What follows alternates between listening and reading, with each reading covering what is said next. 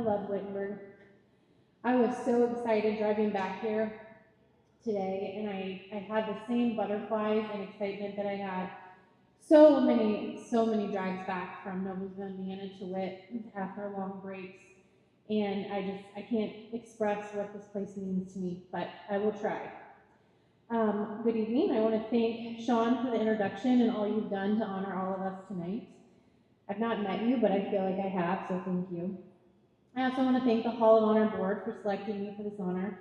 I am well aware that our women's athletic program is full of worthy, probably more worthy candidates, and I'm beyond humbled to be entering such an impressive group of athletes. I want to begin by telling you that even though my profession often requires me to speak in front of hundreds of 14 through 18-year-olds, on a regular basis, the idea of giving this address tonight has me rattled a bit. As I reached out to friends for advice, several encouraged me to turn to ChatGPT for some inspiration. I immediately knew that any form of AI would be of no service to me, because what has always made Wittenberg stand apart to me, beginning with my many college visits, the one where I sat on a bench and told no one I was coming and knew that this was the place for me, to the ultimate decision to come here, is the people. The real-life people who welcomed, inspired, encouraged, and challenged me while I grew into an adult here 20 years ago.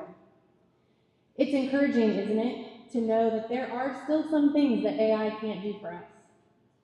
It could never begin to adequately express my gratitude for all the people who have made it possible for me to be in the position to be honored here tonight. So I guess this was my long-winded way of ensuring you know that this speech was not written by ChatGPT, and it comes straight from my heart. I am going to take a page out of Ben Helm's playbook, and there are a lot of people that I'm going to mention here. I don't mention them by name, but each of you who are here for me today will know when I'm talking about you, and I want you to stand up when I'm talking about you. Yep, I'm going to get you back for those little fatheads. While I will quickly get to those Wittenberg people who have forever stamped my life and exist in some of the most important chapters of my life story, I want to first thank my parents, who I am so honored are able to be here tonight. I am one of the lucky ones who gets to say that my parents rarely, if ever, missed a game. They were the best kind of sports parents. They never pushed me. They never critiqued me. They knew I did that enough myself, but simply came to cheer me on and enjoy the ride. My mom sometimes wasn't sure if we won or lost. That's not a joke, because she was just too busy watching me play. Now that I'm a sports parent myself, I realize just how lucky I was for their incredible attitude towards my athletic career and their dedication and selflessness in supporting me. I would absolutely not have been able to be a Wittenberg basketball player or a Wittenberg player or any of the things that I am today without them. They are not following directions, they are to stand up because they know I'm talking about them. Go ahead.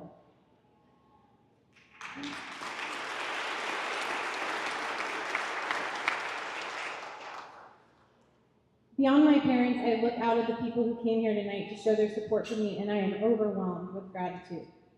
Also here tonight, I have my big sister, who is one of the kindest humans you will meet and has always been one of my biggest cheerleaders. She is the big sister everyone should have.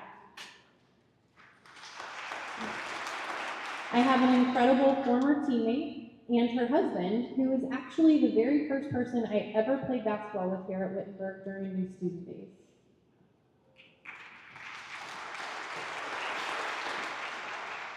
I have another dear Wittenberg friend and her alumni husband, who was my lifeline through my time at Witt and continues to be my lifeline today.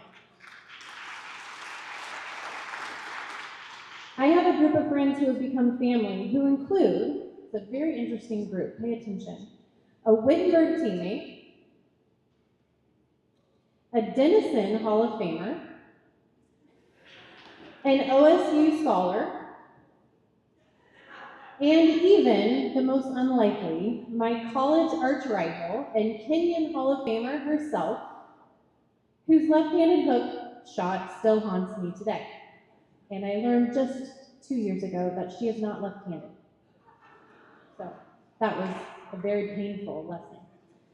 I have a family friend who never knew me in my Witt days, but has loved me and my children as if she were my family. And finally, I am so proud to have my children and husband here tonight.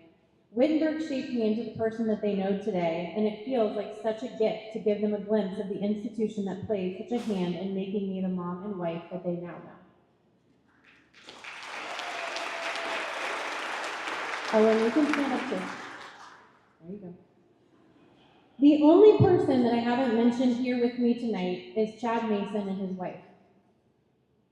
Chad Mason was my assistant coach during my time at Witt. Coach Mason impacted my life in ways I can't adequately express in 3 minutes. Mason is a gifted coach and educator. He has the rare and, quite frankly, strange talent of delivering honest and often very harsh criticism in a way that makes you want to thank him when he's done. This talent allows him to get the absolute best out of those who embrace who he is as a coach. You learn what you are capable of trying to meet his expectations. Mason changed my life and in several instances saved me. I will never be able to express my gratitude for him and how he helped shape my confidence as an athlete and the person and principal I am today.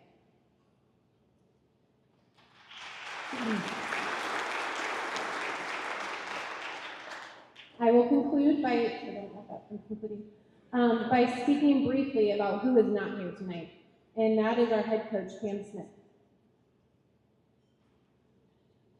I have the terrible honor of being on Coach Smith's last team. As I'm sure the majority of you in this room know, Coach Pam Smith lost her battle to breast cancer in June of 2007. The entire 4 years I played for Coach Smith, she was a rare model of true grit. The kind of grit that can go unnoticed because she never made anything about her or her struggles.